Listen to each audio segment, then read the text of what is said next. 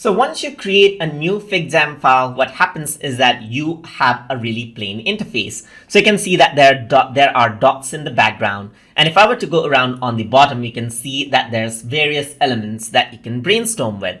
So if I were to go around right here and then click here, you can see that I can just draw out. So over here, there's the hand tool, which allows you to click and drag out the area. And on the background, you can see a dotted background, which is the reference point for your drawings.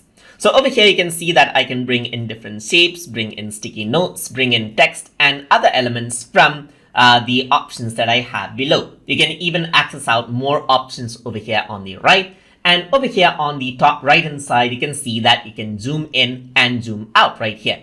You can also alternatively use a control on your keyboard, hold it, and use the middle mouse button to zoom in and zoom out of a Figjam file right here. On the top, you got the commenting and sharing options, as you can see, and on the top, you got the file name right here.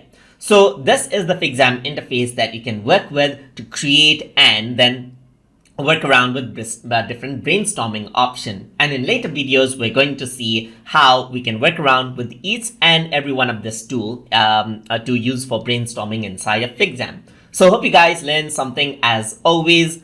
And as always, please like, comment, share, and subscribe.